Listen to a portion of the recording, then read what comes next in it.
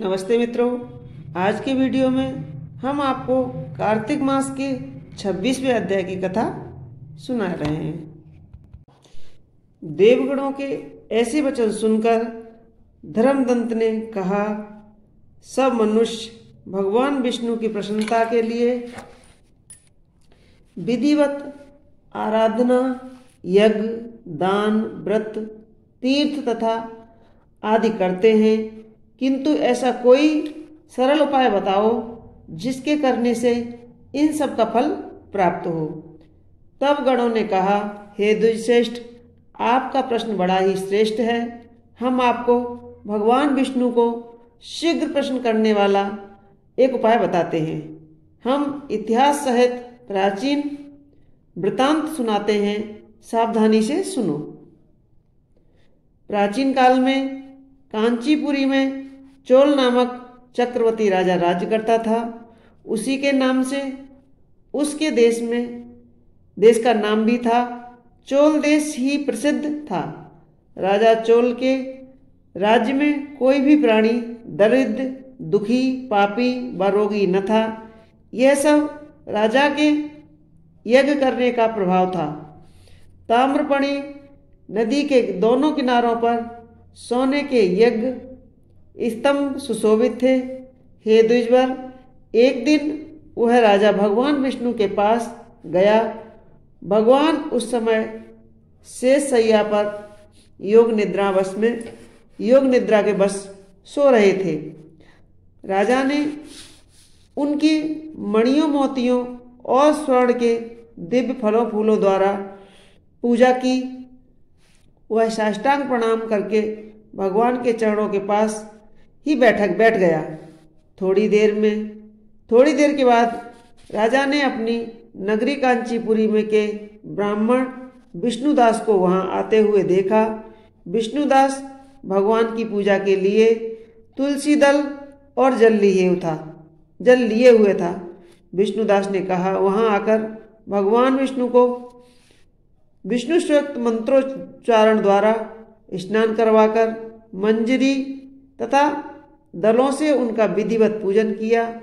विष्णुदास के चढ़ाए हुए दलों से राजा के चढ़ाए हुए मणिमोती व स्वर्ण के फूल ढक गए।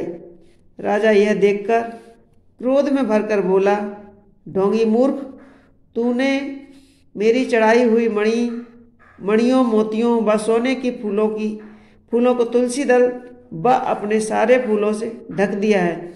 तू भला भक्ति करना क्या जाने, क्योंकि तूने मेरे किए विचित्र श्रृंगार को बिगाड़ दिया है।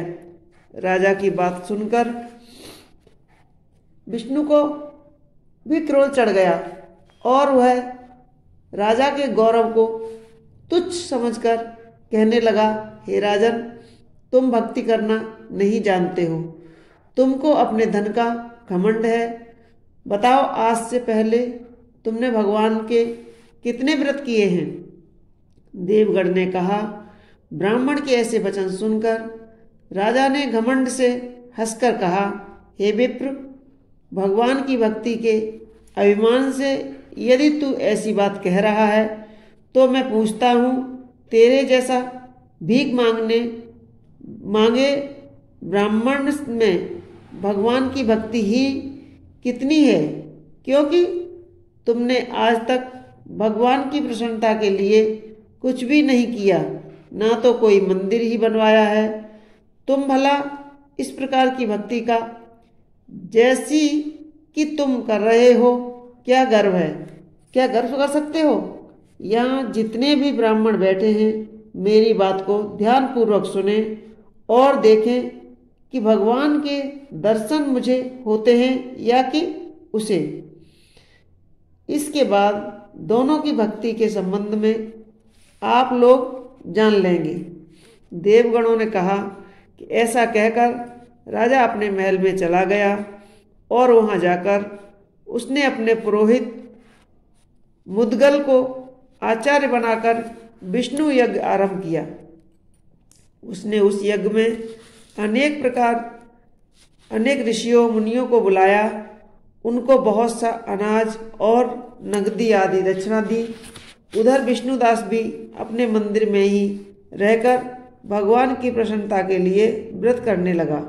उसने माघ तथा कार्तिक मास के व्रत किए, तुलसी के वन का और एकादशी को भगवान विष्णु के 12 अक्षर मंत्र का जाप किया।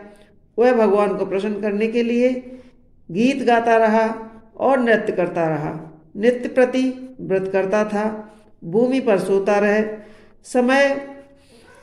हर समय भगवान को प्रसन्न करने के लिए माघ तथा कार्तिक के व्रत किए और उन व्रतों के नियमों का पालन भी किया और उद्यापन भी किया।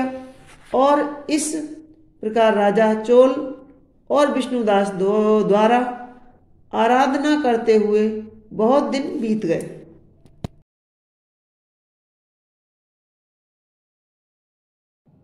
तो यह थी 26वें अध्याय की कथा। आगे की वीडियो में हम आपको 27वें अध्याय की कथा सुनाएंगे। तो मित्रों, कैसी लगी हमारी ये कथा हमें कमेंट्स बॉक्स में अवश्य लिखें और हमारे वीडियो को लाइक करें, शेयर करें और सब्सक्राइब अवश्य करें।